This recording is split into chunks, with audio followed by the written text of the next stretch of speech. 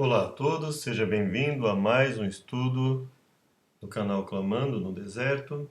Nós temos também a opção de WhatsApp, a opção de Telegram, Spotify. Seja muito bem-vindo, que você possa participar conosco sempre, a cada momento. Peço que nos acompanhe nessa oração para mais um estudo. O estudo será número 21, ofertar um ato de adoração. Senhor Deus, nos abençoe agora em mais um estudo. Esteja conosco, que possamos falar conforme a tua vontade, que possamos estar dispostos a aprender a cada dia, a nos corrigir, a nos fortalecer em ti, em nome de Jesus. Amém, Pai. Vamos lá então para mais um estudo, ouvindo a voz de Deus, ofertar um ato de adoração. Relembrando o estudo sobre o dízimo, Deus tem manifestado seu amor por nós a cada dia. Somos administradores de Deus, tudo é dele, tudo é estabelecido por ele. De tudo quanto ganhamos, 10% devem ser devolvidos a ele. O dízimo é para a manutenção daqueles que pregam o evangelho. Deus espera de cada um de nós fidelidade sistemática. Basicamente, ao menos como princípio, nós sabemos que Deus precisa do nosso tempo, dos nossos talentos, dos nossos bens. Então, nada mais natural do que auxiliar na pregação do evangelho, divulgação de livros, divulgação de mensagem, visitação. Então, isso não significa que nós não tenhamos que fazer isso também. Inclusive auxiliar os necessitados, as viúvas, os órfãos, enfim, todos.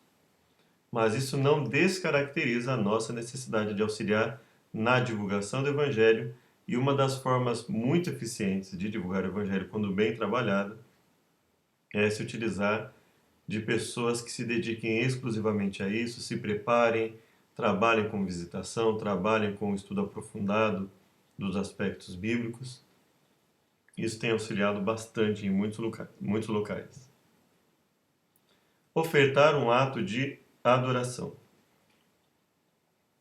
Ofertar é adorar a Deus como Criador e mantenedor. Devo ofertar segundo as bênçãos recebidas. A oferta é tão sagrada quanto o dízimo. Biblicamente, sim. Ambos eram sagrados. No tempo de Israel, a oferta, inclusive, era uma das formas de financiar, inclusive, o trabalho do templo, o trabalho daqueles que se dedicavam exclusivamente ao aspecto espiritual. Querendo carro. O ideal é devolver um percentual da renda como oferta, 5%, 7%, 10%. Isso é mais no sentido de garantir que nós não nos sabotemos, né? No sentido de hoje eu vou doar R$ 1, hoje eu não vou doar nada, né? Então é nesse sentido que ele diz que o ideal é devolver um percentual, que aí você se compromete. Nada impede de você modificar esse percentual, mas o ideal é que você trabalhe no sentido de tornar relevante essa doação. É claro que a doação em si, ela não anula a necessidade de nós dedicarmos o nosso trabalho à igreja, o nosso trabalho aos necessitados, o nosso trabalho em sociedade, nosso trabalho espiritual. Então, tempo, talento, tesouro, tudo isso é importante para Deus, não é? Então, você dedica um período da sua vida, você se dedica no trabalho do templo, da igreja, você dedica os seus dons a Deus. Então, tudo isso, você, como um todo, você se dedica a Deus. Isso também é ofertar. E nesse aspecto de ofertar, nós estamos falando manutenção da igreja para que as pessoas tenham um local acessível para quando elas quiserem ouvir alguma coisa sobre Deus, adorar a Deus. Não que elas não possam adorar em casa, não é esse o sentido, mas é óbvio que você estando no local em que as pessoas compartilham, testemunham pessoalmente, né, e não apenas online, isso faz uma diferença tremenda, principalmente para quem tem o hábito de frequentar uma igreja.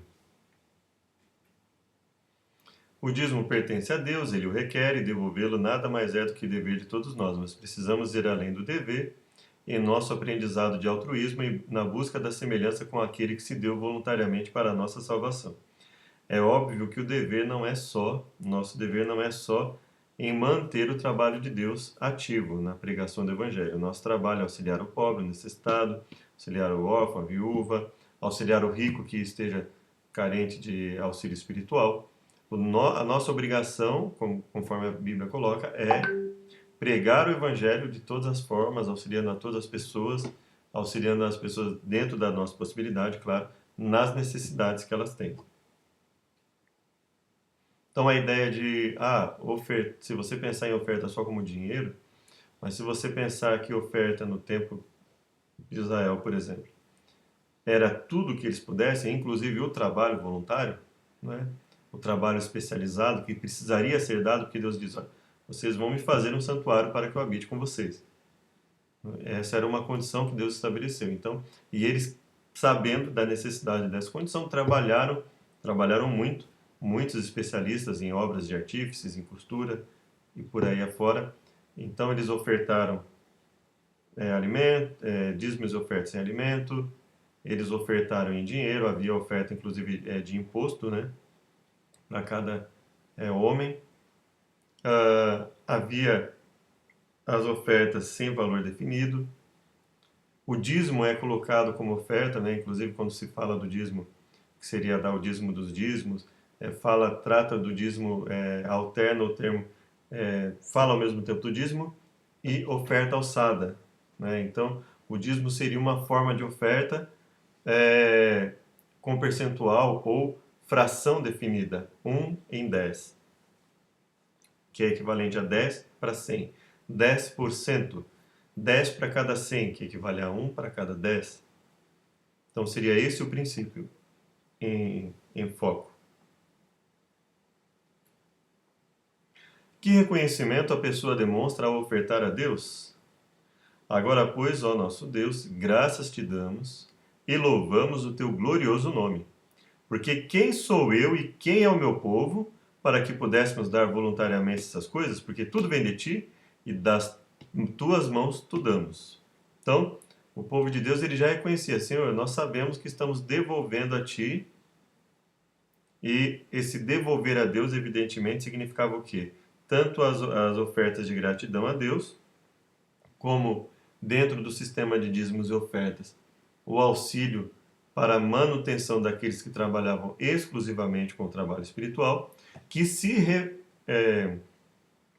refletia, que trazia como consequência uma vida espiritual mais consagrada para o povo. Então, tudo aquilo se revertia em benefício para o próprio povo de Deus.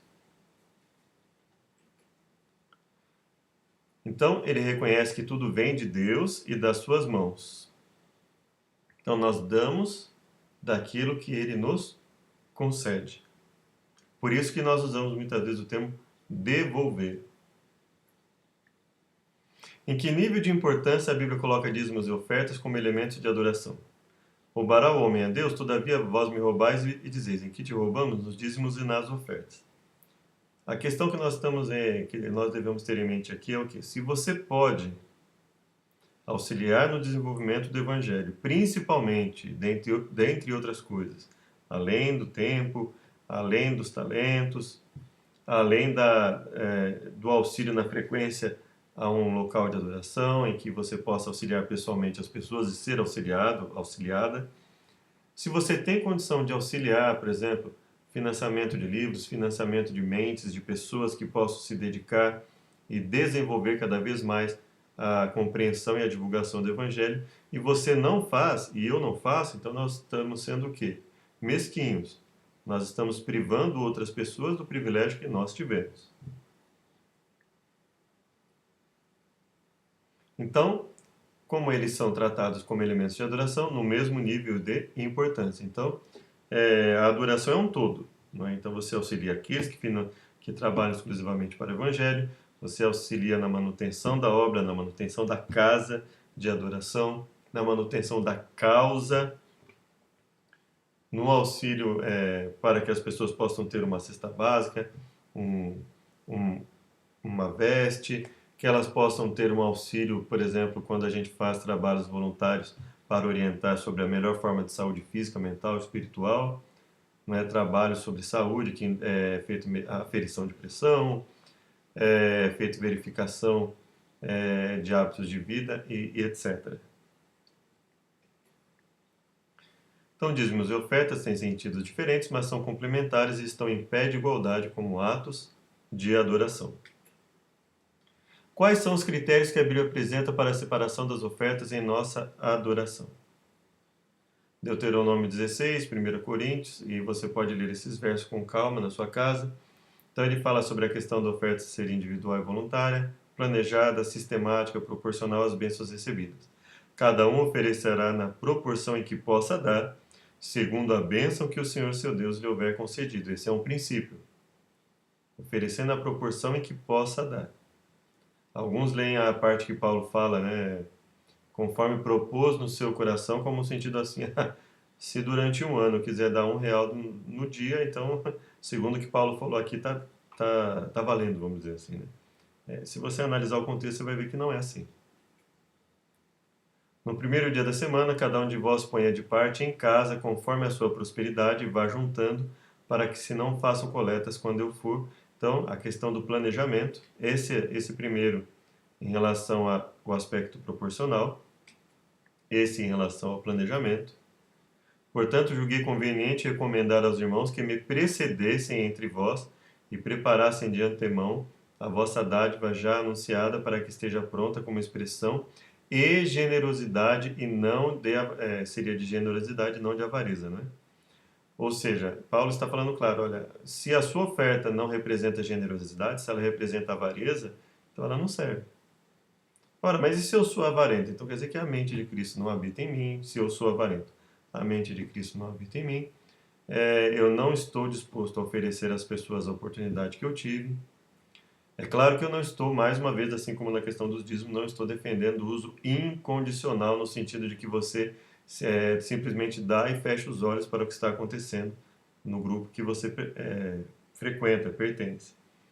A questão que estou defendendo aqui é a doação coerente, razoável, em que você doa e você verifica se realmente aquilo que você está doando corresponde à pregação do Evangelho conforme está na Bíblia, se as atitudes estão corretas, se aquilo não está sendo usado para interesses particulares desse ou daquele grupo, mas realmente para o desenvolvimento de um Evangelho com mais qualidade, com pessoas estudando, se dedicando exclusivamente ao estudo e oferecendo o estudo numa qualidade melhor. Então tudo isso deve ser pesado, porque do contrário você não está levando o dinheiro ou seus talentos para o desenvolvimento do Evangelho.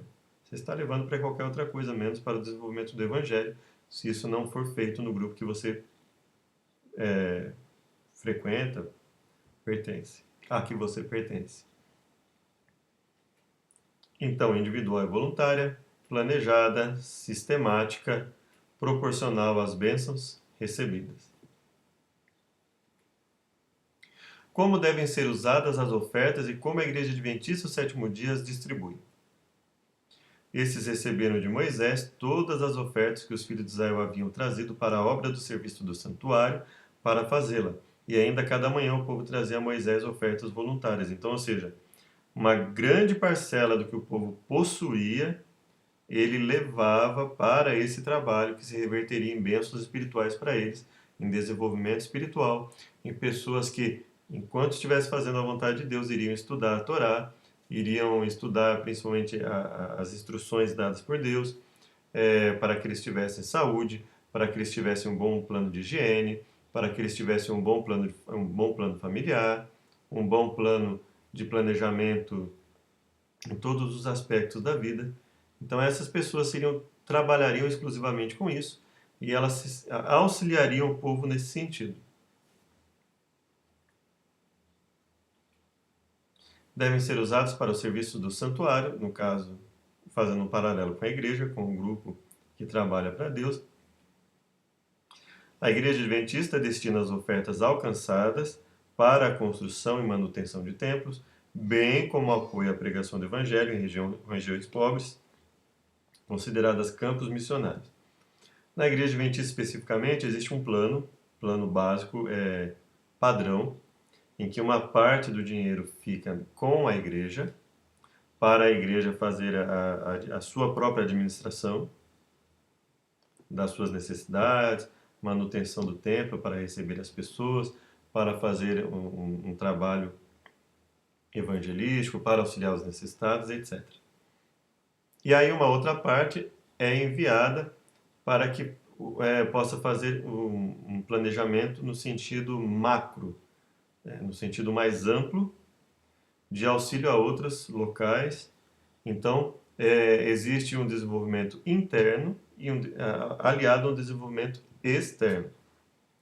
E aí, evidentemente, como todo lugar onde existe ser humano, existem falhas, mas existem também dentro, sejam em grupos, sejam em igrejas formadas, existem aqueles que trabalham em prol do bom desenvolvimento, do bom desempenho.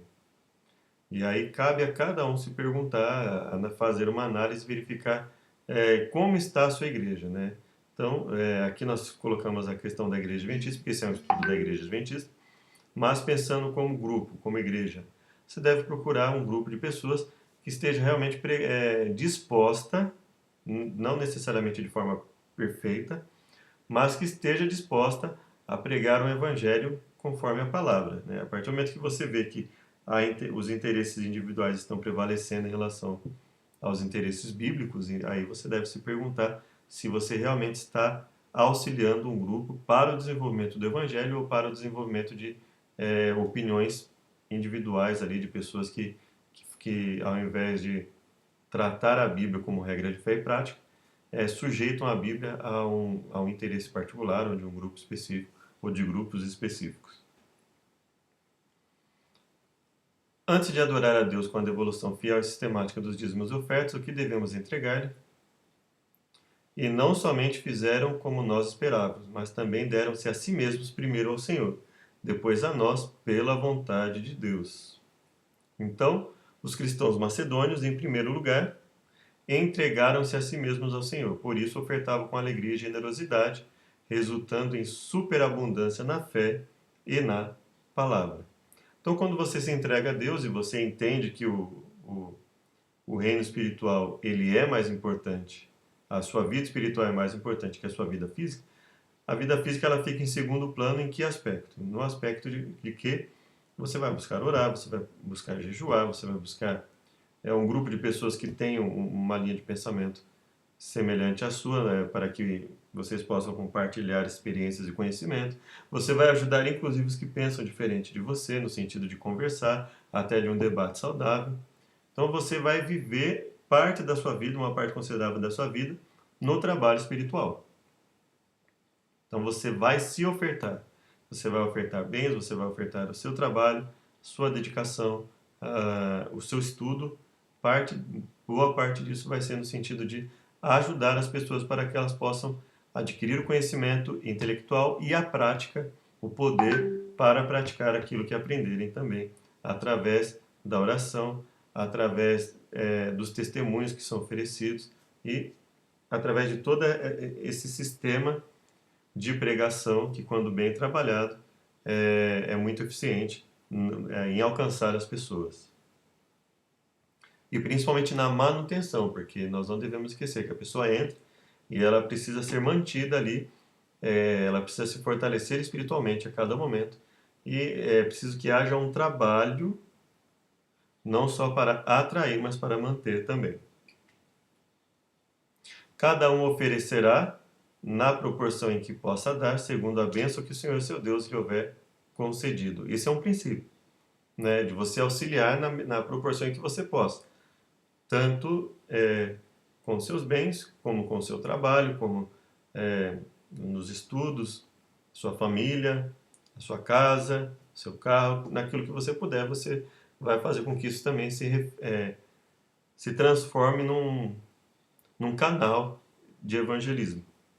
A nossa vida como um canal de evangelismo. Define a Bíblia o percentual de nossas ofertas a Deus? Cada um oferecerá na proporção que possa dar, segundo a bênção recebida. Cada pessoa deve planejar de acordo com esse critério e estabelecer um percentual de suas rendas como oferta. A diferença em relação ao dízimo é que esse percentual é definido pela pessoa. Qual deve ser a motivação para ofertarmos? Enriquecer Deus? E ainda que eu distribua todos os meus bens entre os pobres, e ainda que entregue o meu próprio corpo para ser queimado, se não tiver amor, nada serei. Né? Ele ficou. Aí nós precisamos ler os três, né? Ser reconhecido como generoso, amar a Deus e a sua causa. Aí você vai entender, tendo os três em mente, por que esse verso foi colocado. Porque Deus amou ao mundo de tal maneira que deu seu Filho unigênito, para que todo o que nele crê não pereça, mas tenha a vida eterna. Então, enriquecer a Deus? Não. Ser reconhecido como generoso? Muitos fazem por esse motivo. Amor a Deus e sua causa? Sim. Recapitulação. Ofertas são a expressão do coração agradecido e generoso. O crente pode decidir quanto a elas, obedecendo aos critérios bíblicos segundo os quais a oferta deve ser planejada, regular e sistemática, individual e voluntária, proporcional às bênçãos. Planejada porque quando você planeja algo, você realmente revela que você está disposto a fazer da melhor forma possível. Se você faz algo planejado, consequentemente, sabendo da necessidade contínua do mundo inteiro em relação a aspectos materiais, aspectos espirituais, você vai perceber a necessidade de tornar isso algo regular e sistemático. Individual e voluntário, porque vai de você. Você não deve fazer isso porque outra pessoa fez, ainda que o testemunho ele possa influenciar na nossa decisão, sim. O principal é a sua decisão individual e voluntária, e também proporcional às bênçãos. Então você também deve haver coerência naquilo que você vai ofertar, no sentido de que você não precisa pegar todo o seu salário e oferecer todo mês ali na igreja como forma de adoração a Deus. Você tem outras formas de adorar e, inclusive, de ofertar o seu trabalho a Deus sem se prejudicar. Antes e acima da entrega material, conforme o exemplo dos macedônios, está a entrega do próprio coração, da própria vida, do próprio ser ao Senhor. Nenhuma outra motivação a não ser o amor deve nos levar a ofertar. Ainda que alguns ofertem e dizimem por outros motivos, o amor prático, né? Amar a pessoa, ter compaixão, saber que ela tem necessidades, que elas precisam ser supridas e que nós podemos auxiliar nesse sentido, saber que nós temos necessidades e nós podemos supri-las de forma coerente, nos unindo e fazendo um trabalho planejado, um trabalho que se torna cada vez mais eficaz, mais eficiente, com o planejamento, principalmente em grupo. Compromisso de fé. Compreenda e aceita o ensino bíblico quanto a dizimar e ofertar. Reconheço que tenho sido abençoado por Deus e estou decidido a manifestar minha gratidão a Ele, sendo liberal na doação de ofertas. Aí você pode questionar, mas o dízimo... Tudo bem. O que eu estou propondo aqui nesse estudo, assim como no anterior, é o princípio. Existe a necessidade, dificilmente alguém vai conseguir derrubar a ideia de que um trabalho mais esclarecido, um trabalho mais exclusivo, ele acaba tendo uma qualidade maior, né? Se nós tivermos pessoas dedicadas exclusivamente ao estudo da Bíblia, ao desenvolvimento de doutrinas cada vez mais aprofundadas na palavra, ao desenvolvimento de métodos de evangelismo, métodos de visitação, não métodos populistas, né? Métodos de pensando apenas em número, não, mas o método método de qualidade, um método que realmente pregue a palavra, mas ao mesmo tempo que seja eficaz, que alcance um bom grupo de pessoas. Não que essa pessoa venha aceitar, mas pelo menos ela tenha a oportunidade de ouvir. Ela tem a oportunidade de ouvir algo de qualidade e poder se decidir se vai aceitar ou não. Então, tudo isso envolve dinheiro, tudo isso envolve usarmos os nossos bens, o nosso carro para levar alguém a algum lugar, auxiliar alguém no momento de necessidade, uma cesta básica que nós doamos, o nosso trabalho voluntário no sentido de fornecer estudos bíblicos, de fornecer uma visitação voluntária. Então, tudo isso é um conjunto e Esses são princípios bíblicos, estão tanto de Gênesis a Malaquias como de Mateus a Apocalipse. A questão da generosidade, de auxiliar, e dificilmente esse assunto vai se tornar uma pedra de tropeço para quem se dedica ao trabalho de Deus, que entende a necessidade de cultuar em grupo, de buscar pessoas que tenham, que não se entenda como uma ilha, né, que possa simplesmente pregar a vida inteira online e nunca fazer uma visitação na vida, nunca frequentar um grupo de pessoas. E na igreja vai ter diferença, vai ter divergência, vai, e é assim que nós vamos nos amadurecer, né? Lidando com os problemas, ora sendo. Infelizmente, às vezes a gente é parte do problema e às vezes a gente, na maioria das vezes, espero que sejamos parte da solução, mas isso faz parte do desenvolvimento cristão. A igreja apostólica passou por problemas e nem por isso eles ficavam cada um na sua casa lá. Eles iam, se reuniam e conversavam, resolviam suas diferenças e amadureciam espiritualmente. Como dizimar e ofertar na Igreja Adventista do Sétimo Dia? O doador preenche um formulário com o valor do dízimo e da oferta e entrega na igreja. O tesoureiro devolve para o doador o recibo correspondente e envia 100% dos dízimos e 40% das ofertas para a associação que os administra para a pregação do Evangelho. Aqui, 40% das ofertas, quando o doador não estabelece para onde ele quer que essas ofertas vão. Se essas forem ofertas dadas sem direcionamento, aí acontece isso. Mas, às vezes, o membro, existe a possibilidade também do membro dar essa oferta de modo direcionado. E aí ela pode ir um percentual ou não. Mas o plano padrão da igreja é esse. A oferta ser dada e dentro dessa doação se permitir que seja feita essa divisão padrão. 40% para a associação, a igreja local com 60% das ofertas. A igreja, ela não proíbe a doação direcionada, mas ela aconselha para que esse padrão aqui que nós vemos aqui, dos 40 enviados para a Associação Missão, 20 vão para as missões mundiais e 20% para o evangelismo na associação local. É mais ou menos como o princípio do dízimo e do dízimo dos dízimos. E o sistema, esse sistema como se fosse vamos dizer assim, uma pirâmide.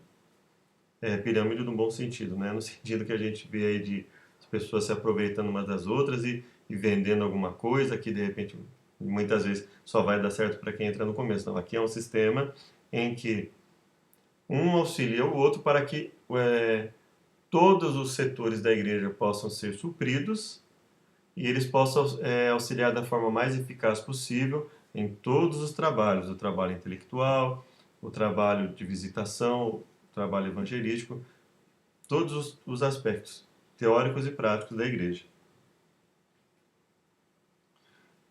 Próximo estudo. A Enciclopédia das Religiões afirma que existem 9 grandes religiões no mundo. Entre essas está o cristianismo, que por sua vez está dividido em mais de 35 mil grupos. Como distinguir, me desculpe, entre esses grupos a igreja verdadeira? A Bíblia pode nos ajudar a encontrar a resposta. Espero você no próximo estudo. Como esse estudo é uma continuidade da questão do dízimo, então muito do que cabe naquele estudo também cabe aqui. Então eu espero que você possa ir assistir os 2 estudos. É claro que é um estudo introdutório, mas ele já nos ajuda a ter alguma compreensão dos princípios bíblicos a respeito do assunto e da necessidade de nós nos envolvermos por completo com a causa de Deus. Até nosso próximo encontro. Que Deus nos abençoe em todos os momentos da nossa vida. Graça e paz a todos. Maranata. Obrigado, Deus, por mais esse estudo, que possamos continuar no aprendizado da Tua Palavra. Te agradecemos e pedimos pela bênção e misericórdia em nome de Jesus. Amém.